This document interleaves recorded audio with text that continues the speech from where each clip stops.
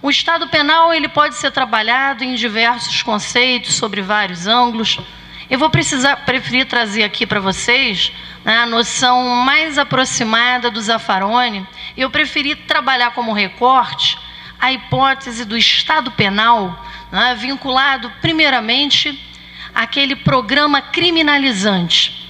Então, estamos falando aí da criminalização primária, né, que é uma categoria dentro da criminologia, ou seja, a partir de uma ideia codicista, né? Então, desde as legislações penais até, imediatamente, a aplicação de um modelo punitivo, ou seja, né, daquela criminalização secundária, né, e a gente vai ter entre as agências aí a execução penal, né, a aplicação de um modelo de pena.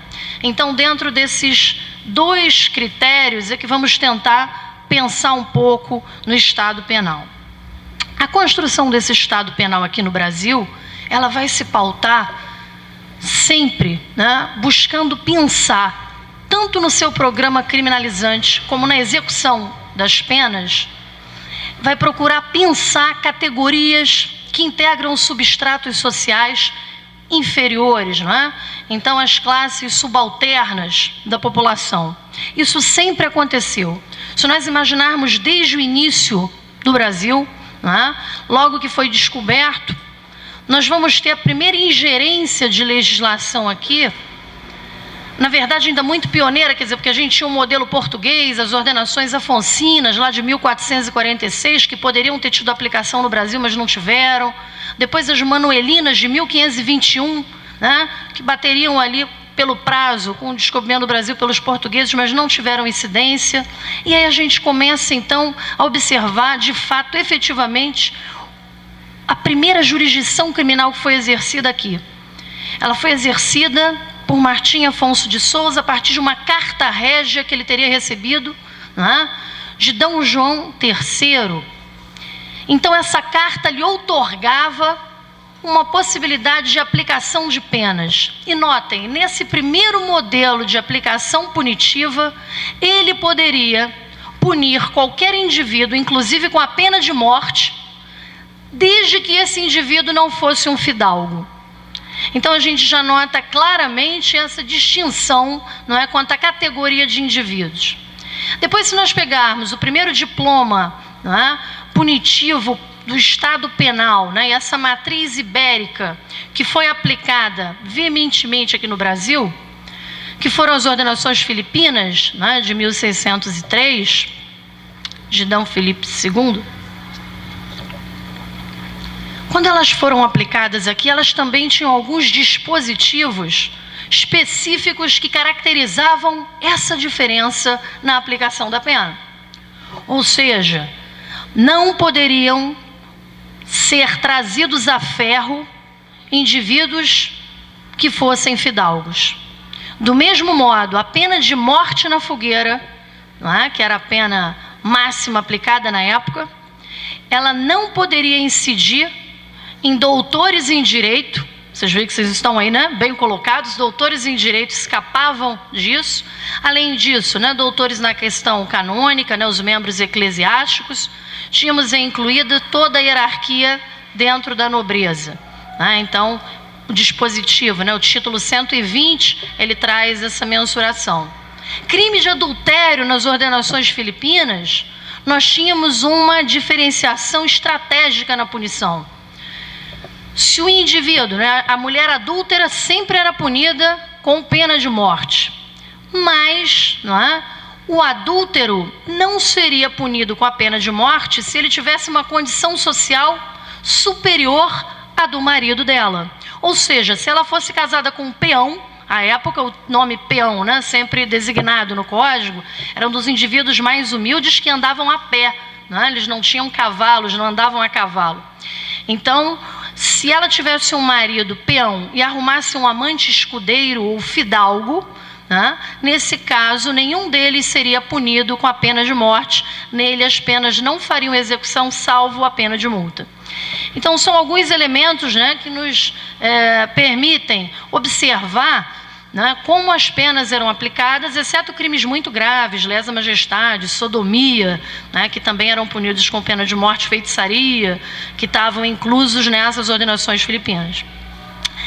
Essas ordenações filipinas, notem, elas na verdade terminaram, né, praticamente com a introdução da legislação seguinte, que foi o Código Criminal do Império de 1830. Só que nós tivemos aí, nesse interregno, a Constituição Liberal. Em 1824, em 1822, né, tivemos a independência do Brasil.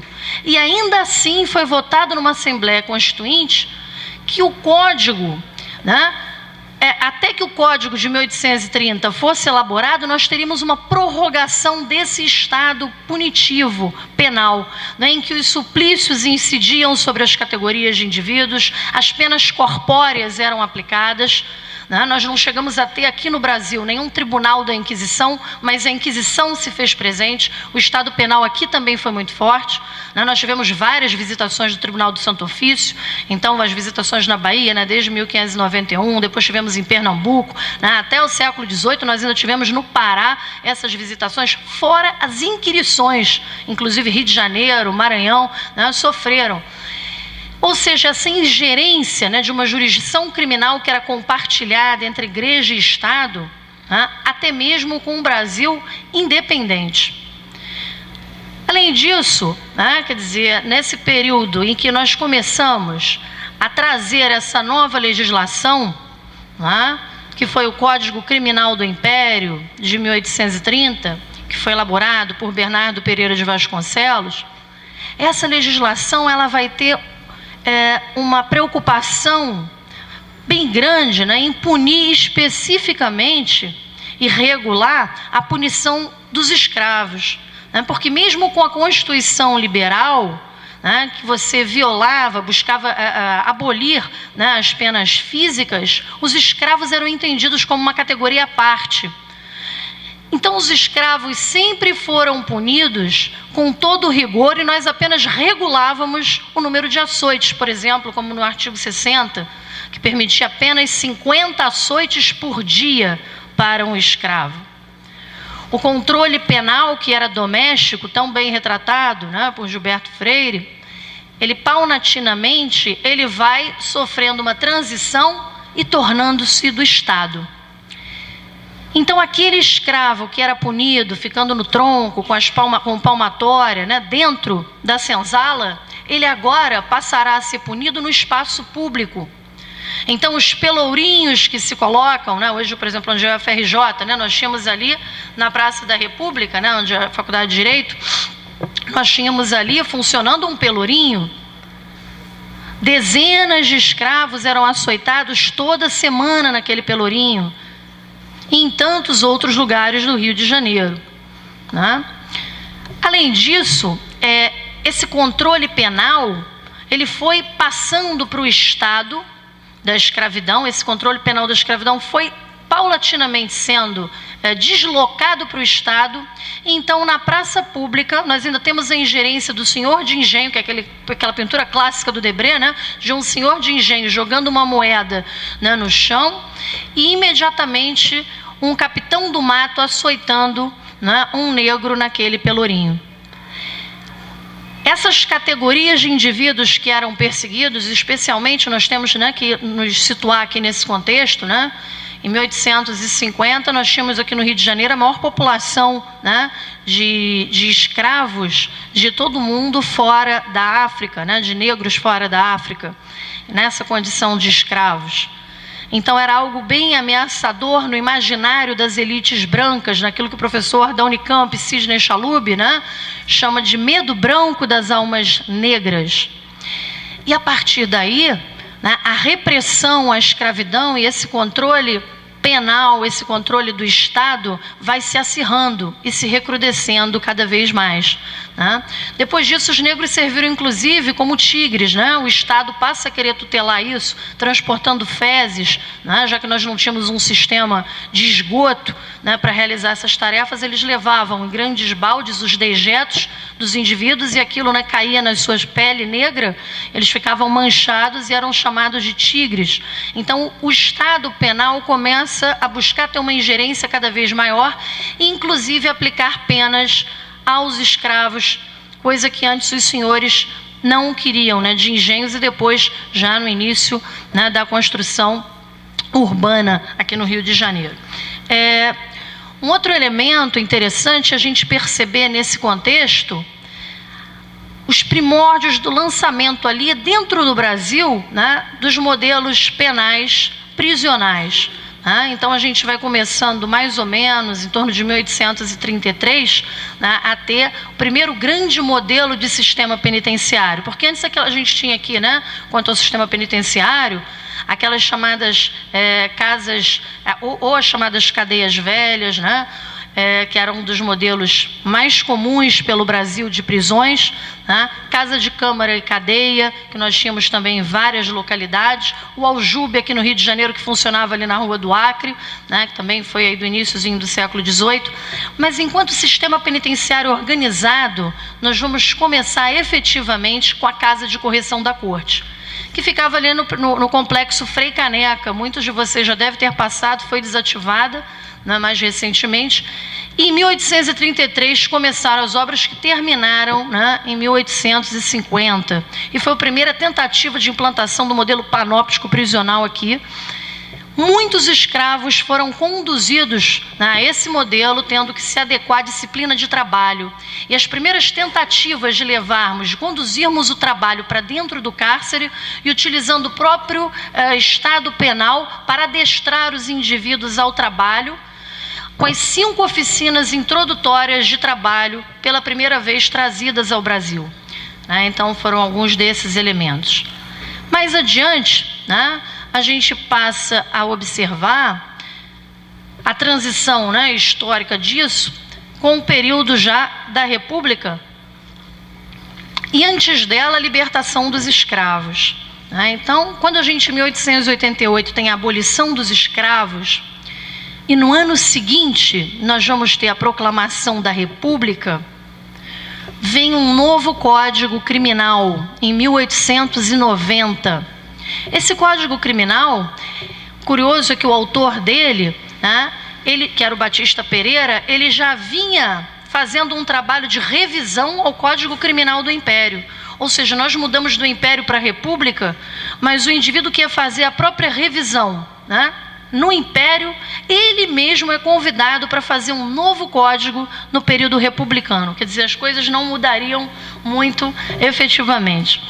E, de fato, nós aqui abolimos a pena de morte, que era então, né, tida como uma prática comum, né, e era os gritos dos indivíduos, as execuções aconteciam, muitas delas aqui no centro da cidade. Elas passam, só que na forca e não na fogueira, como nas ordenações filipinas, nós passamos a ter uma proibição oficial, né, da pena de morte. E a prisão passa a se difundir como o grande modelo punitivo. Interessante a gente observar que a categoria, né, estratégica agora não é mais o indivíduo escravo, mas esse escombro da escravidão. Então, são esses desclassificados urbanos que nós vamos ter, por exemplo, a professora Lenádio Medeiros da UERJ, né, chamando de indesejáveis. Essa categoria de indivíduos indesejáveis, escombros da escravidão, vão encontrar um respaldo punitivo que vai justamente buscar pensá-los nesse Código Penal Republicano de 1890. Vamos ter, então, a criminalização da vadiagem, não é? Da capoeira, como forma de pensar esses indivíduos negros. Então, a capoeira vai estar ali bem presente. E tem vários estudos interessantes mostrando, né, como se deu essa criminalização, né, da capoeira. Inclusive, a formação de quadrilha vinculada à capoeira. 2 indivíduos já caracterizavam a formação de quadrilha, coisa que nós temos hoje em dia semelhante na questão do tráfico de drogas. Bastam 2 indivíduos e você já tem uma formação de quadrilha, né, no tráfico de drogas, diferentemente da determinação do Código Penal, né, que você precisa de 4 indivíduos para ter uma formação de quadrilha. Então, quer dizer, esse teor repressivo, esse aspecto punitivo, contundente para certas categorias. A vadiagem, a mendicância, né, se colocam dentro de uma ótica capitalista que quer inserir o indivíduo no trabalho. Nada melhor do que discipliná-lo ao trabalho, uma vez que essa massa, não é, de negros, esses escombros da escravidão, precisam, portanto, estar inseridos nessa ótica capitalista. Do contrário, não é, seriam imediatamente presos. Então, a gente tem essa preocupação. A transição disso para o nosso modelo atual, quer dizer, passando dessa construção do Estado penal para a consolidação do Estado penal, né, virá especificamente desde o Código Penal, né, de 1940, do Alcântara Machado, que vai sofrer uma reforma em 84. E essa reforma penal de 84, presidida pelo ministro Assis Toledo, ela é importante porque ela traz as penas alternativas. E se nós prosseguirmos nessa leitura, né, observando a expansão desse Estado penal no campo punitivo, a gente observa que a partir da reforma penal de 84, especialmente das legislações extravagantes que foram implantadas na década de 90, nós vamos notar nitidamente que essa expansão de penas alternativas entram em cena com a Lei 9714 de 98, que traz um rol maior, expandem inclusive o número, né, de pena combinada até 4 anos para a categoria de indivíduos, né, que vão ser justamente abarcados pela classe média. Ou seja, agora nós expandimos o nosso Estado penal para 2 categorias. A categoria de indivíduos, né, integrantes da classe média, que vão se ajustar, se subsumir à criminalização pelos juizados especiais criminais, recebendo penas alternativas, e, diferentemente, vamos acirrar, polarizando essa criminalização para aquela horda mais grotesca de uma criminalidade mais tosca, que vai ser extremamente reprimida na lei de crimes hediondos, também na década de 90, não é? Na lei de crime organizado, também desse período. Então, a gente nota isso nitidamente. E, em seguida, nós vamos ter uma expansão que vai se maximizar ainda mais do próprio Estado penal, através do regime disciplinar diferenciado, né, do chamado RDD, que desde 2001 ele começa por uma resolução, né, uma resolução que era inconstitucional, elaborada pela Secretaria de Administração Penitenciária do Estado de São Paulo. E o RDD, esse regime disciplinar diferenciado, se coloca como uma forma de execução penal que vai incidir somente sobre os presos. Ou seja, o indivíduo que já está encarcerado, ele então sofrerá imediatamente o cárcere dentro do cárcere, que é uma prisão que rompeu com o dispositivo da LEP, o artigo 52 da LEP, e a gente passa a ter, então, uma nova lei federal que vai revogar o dispositivo 52 da LEP para assegurar o RDD. Né? Para casos de alto, elevado perigo, você, quando o indivíduo cometesse uma falta grave, ele poderia ficar 1 ano, prorrogável por mais outro ano, até o máximo de 1/6 da pena, ou seja, 5 anos, nesse isolamento absoluto. Além disso, nós estamos agora votando no Congresso um projeto de lei que traz o RDD Max. O RDD Max é um projeto que foi elaborado pelo Demóstenes Torres, que prevê um isolamento do indivíduo, uma incomunicabilidade, uma reificação absoluta, a ponto de o indivíduo não poder sequer tocar alguém ou ser tocado dentro do RDD Max, não poder, né, em momento algum, trocar nenhum tipo de palavra com o agente penitenciário, e nem o agente penitenciário pode se dirigir a ele, sendo monitorado permanentemente. Então, é um estado de reificação absoluta. O monitoramento eletrônico, sendo votado agora na Assembleia Legislativa do Estado do Rio de Janeiro, né, projeto da deputada Cidinha Campos, traz ainda para os indivíduos que já teriam direito à progressão de regime, ao livramento condicional, a obrigatoriedade de receber, né, uma coleira eletrônica, algo que traveste de animal o humano. Mais um exemplo de reificação e de extensão do Estado penal. Para finalizar, eu gostaria apenas, de ler uma poesia que me foi entregue por um apenado do Estado do Rio de Janeiro, chamada Aves de Rapina, quando eu era coordenadora da Comissão de Direitos Humanos da OAB, em sistema penitenciário. Nós fizemos um concurso de poesias em todo o Estado e essa foi uma das escolhidas, do apenado Valdir da Costa. Nada melhor do que alguém que sofre diretamente a ingerência do Estado penal para falar dele. Minha vida parou em 1994. Quanto tempo terei que aguardar? Quanto tempo temos ainda que esperar? Aves de rapina, predadoras sinistras, aguardam o momento certo para nos devorar. Mortos-vivos é o que somos. Quanto tempo iremos suportar? Não temos nem trabalho para nos explorar. Reconhecemos nossa inutilidade. Estamos agora nos túmulos desse Estado penal. Mas ainda não estamos mortos. Somos um lixo desprezível para a humanidade. Somos consequência da podridão.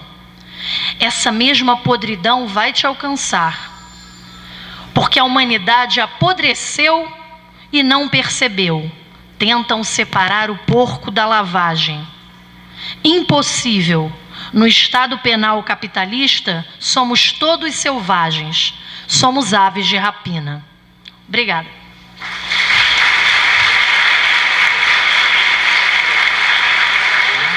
Caminhando para trás e para frente na história brasileira, o que a gente percebe, é a massiva presença do Estado na vida pública, Quer dizer, o Estado como um ator central na vida pública nacional brasileira, E daí, quer dizer, naturalmente que esse Estado tem características distintas, em cada uma dessas fases que foi mencionada, a colonial, a republicana, a primeira república, a segunda, o país pós-democratização, mas de fato a gente pode reter aí no Estado um foco de atenções importantes para se pensar a vida brasileira, e como que a gente chegou nessa situação que a gente tem hoje. Agora, é necessário que a gente também qualifique um pouco o que é o Estado, do que a gente está falando, para que não pareça simplesmente o apelo a um conceito vazio, que no final das contas ganha até vontade própria, o Estado fez, o Estado faz, o Estado pensa, quer dizer, o que seria, do ponto de vista lógico, uma coisa meio estranha, Estado não pensa, são pessoas que pensam, as pessoas são tem a lógica, como enfim, comentando rapidamente o que cada um disse, a professora Ana Paula se referiu, comentou a questão do Estado penal, o conceito do Vacan, e mostrando se adequado ou não a esse conceito para entender a realidade nacional, brasileira com respeito à questão penal e criminal atual, Eu não sei se responder essa questão ajuda a gente a entender, a questão nacional, e dizer se sim ou se não, em que isso resolve o entendimento dos nossos problemas, Eu tive oportunidade, essa questão da criminalidade não é uma questão que eu conheça muito, Eu já tive uma passagem por ela, mas tive uma passagem muito significativa porque eu trabalhei com as duas pessoas que inauguraram esses estudos no Brasil. Um foi o professor Antônio Luiz Paixão, o outro foi o professor Edmundo Campos. Esses dois começaram a estudar polícia e criminalidade no Brasil de uma maneira não ortodoxa ou não ideológica, que era a tônica dos estudos dessa área de criminalidade aí na década de 70 e 80, muito em razão da ditadura militar, da confusão que se fazia entre o aparelho policial do Estado e o aparelho repressivo propriamente, a serviço da ideologia estatal, do momento, militar, etc, etc. Então, quer dizer, e o que, assim, não que eu escutei na mesa, mas no debate atual, o que, quando eu torno a ele por vias aí transversas já, né, que não é mais o meu tema principal de assunto, eu vejo que o quão pouco, né, se adiantou, se avançou nesses estudos, porque naquela época a dificuldade era inclusive de conseguir dados. Você não tinha dados porque o Estado era todo organizado, as secretarias de segurança pública não produziam os dados com algum critério, com algum apuro, as delegacias nem precisa comentar, até hoje é assim. Enfim, você tinha um enorme problema com a coleta de dados. Hoje não, né? Hoje você já tem uma maior preocupação tanto da academia quanto dos próprios órgãos públicos, né, de segurança, pelo menos no recolhimento, né, desses dados, né, porque sabem que isso tem alguma importância. Agora, a importância que os dados têm para a polícia não pode ser a mesma que esses dados têm para o acadêmico, tá certo? Né? Não pode o acadêmico dizer que dado reflete realidade, porque dado não reflete realidade social, dado muitas vezes reflete realidade institucional. Então, muitas vezes, os dados que a polícia produz informam mais sobre a própria polícia do que sobre a existência, né, da criminalidade, ou a natureza, ou verdadeiramente a extensão do crime na sociedade. A polícia, naturalmente, quando age, ela age segundo critérios, métodos que são institucionais, que vêm de um treinamento específico e, naturalmente, o intelectual, o acadêmico, o pesquisador não pode comprar esses dados como se realidade fossem. Né, realidade entendida como a realidade essa que está aí que todo mundo vê. Essa que está aí que todo mundo vê não é a realidade que interessa ao pesquisador. O pesquisador tem de ver aonde, né, isso que está aí todo mundo vendo, né, o pesquisador tem de ver além disso. Né? Então, quer dizer, o caráter de denúncia é importante, mas tem muita gente para fazer isso, né? Tem repórter, tem as organizações, tem os movimentos sociais. Não precisa que intelectual está fazendo denúncia pública em lugar inadequado, até porque eu tenho impressão, tenho quase certeza que todo mundo aqui está plenamente ciente de que a polícia é discriminatória, que a polícia age distinguindo pessoas por classe, por nível socioeconômico, etc, etc. Agora, o que seria muito interessante para os pesquisadores começarem a pesquisar é como que isso se dá efetivamente. Né? Esse policial pobre, muitas vezes negro, que discrimina o policial, que discrimina o cidadão pobre negro, qual que é o sistema cognitivo que ele está utilizando ali para categorizar aquele cidadão como perigoso, como um alvo da sua ação? Como que se dá isso? Como que um semelhante discrimina o semelhante na sua atividade prática? Porque a nossa sociedade é discriminatória, hierarquizada, etc. Isso pessoas já disseram com muita propriedade, né? Não precisa a gente ficar aqui repetindo. Agora, o comezinho dessa relação é que precisa ser desvendado pela pesquisa, não é mesmo?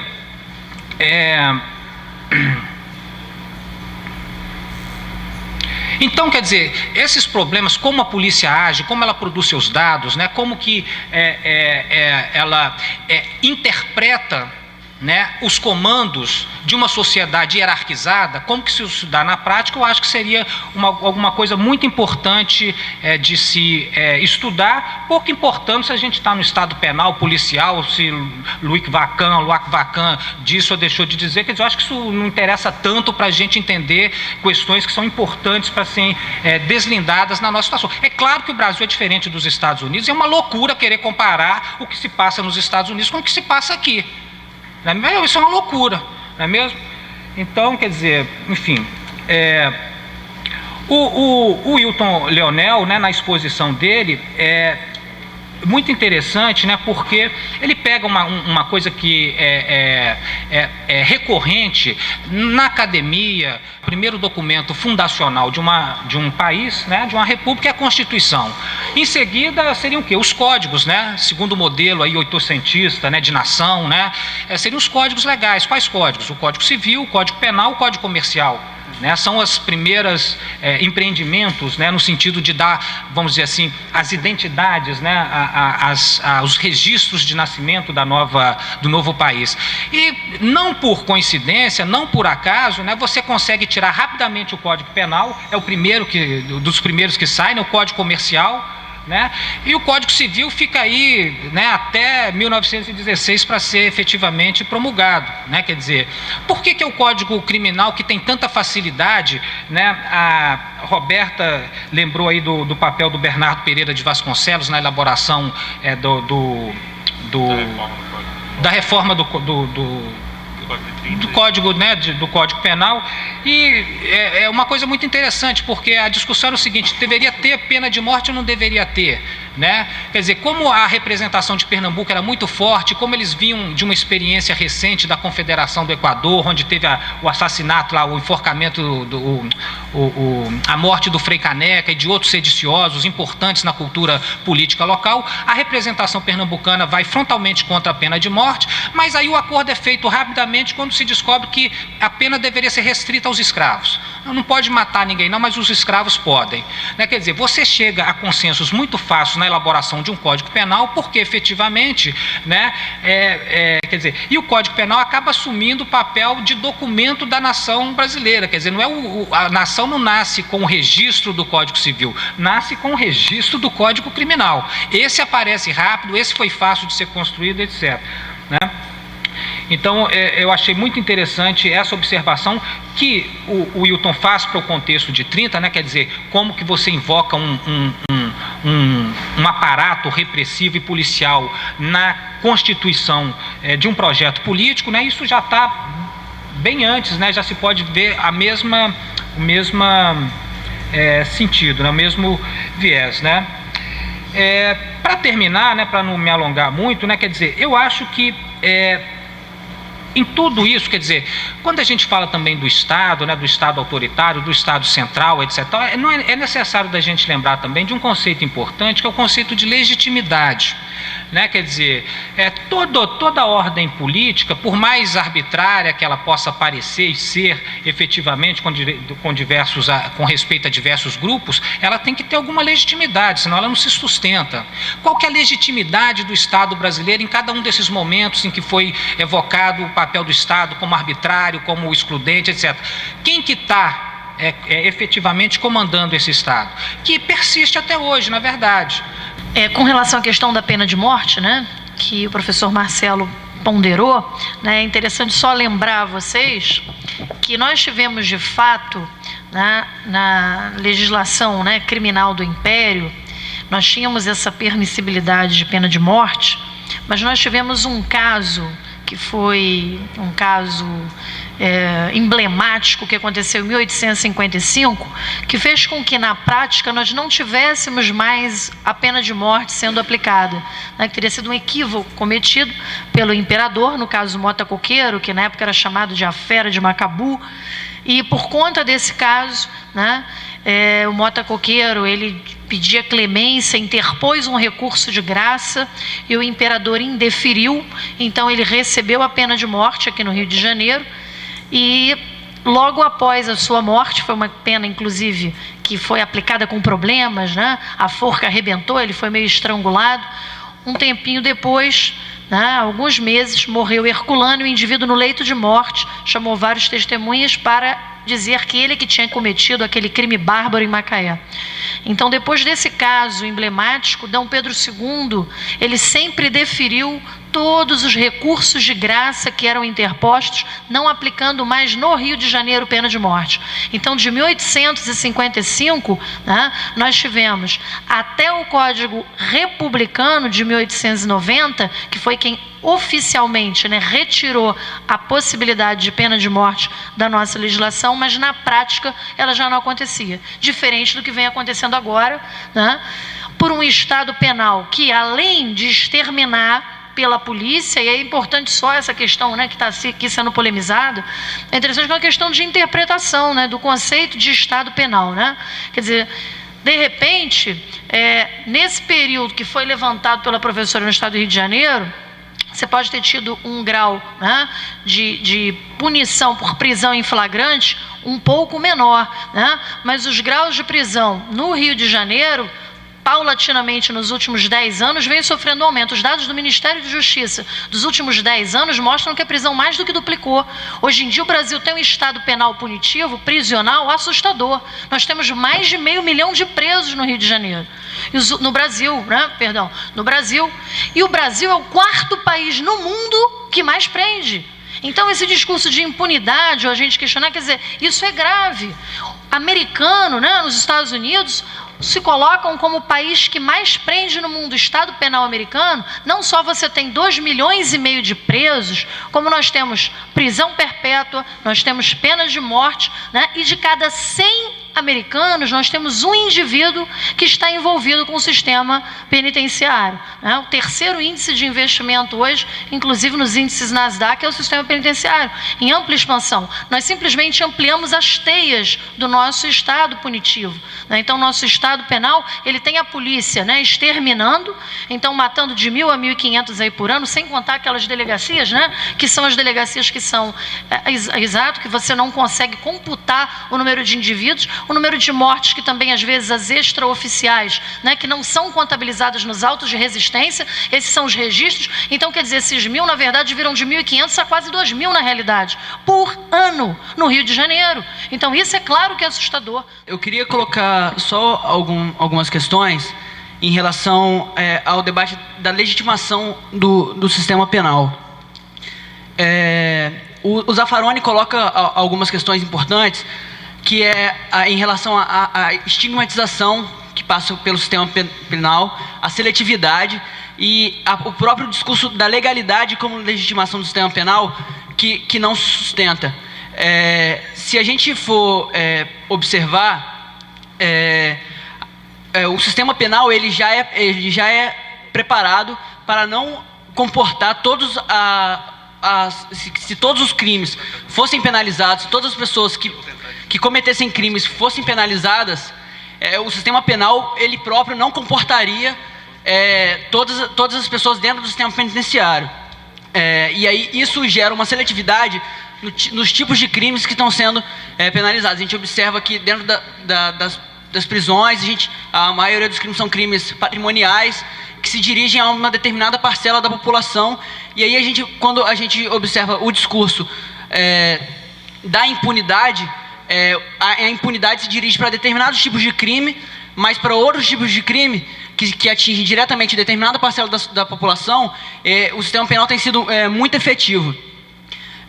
Em relação à própria deslegitimação do sistema penal, o sistema penal já admite que nem a legalidade sustenta ele, porque a gente observa pelos autos de resistência, o nível de morte, execução, cerca de 70% dos autos de resistência são claramente indícios de execução, sem ter o devido processo legal, o próprio índice de torturas a partir do sistema penal. E aí a gente vê que o sistema penal ele se dirige para determinada parcela da população, que é o que a gente chama de criminalização da pobreza, através das ações policiais, do discurso da legitimação para combater a criminalidade nas áreas de risco. O choque de ordem hoje, a gente observa que ele se dirige a determinada parcela da população como áreas de risco, pessoas vulneráveis para se tornar criminosos. E aí a gente tem um sistema penal que é estigmatizante, ele não contribui para a redução da violência, historicamente, mas que mesmo assim cumpre o seu papel, que é o papel de estigmatizar, de perseguir, de criminalizar determinada parcela da população que são os descartados pelo sistema. E aí dentro disso eu queria colocar para a mesa a posição, para que caminho a gente aponta para o sistema penal.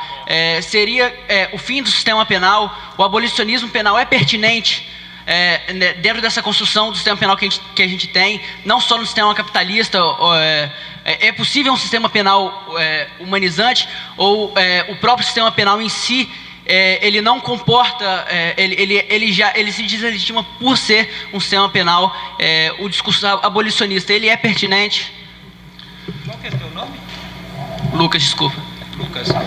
Lucas, parabéns, eu achei a intervenção fantástica, né? Quer dizer, é o que eu supunho, as pessoas sabem que o Estado policial discrimina, que o Estado policial... Nasceu um novo criminólogo aqui na Faculdade de Direito. Um pesquisador e tanto, ainda trouxe o Zaffaroni, contribuição maravilhosa ao debate.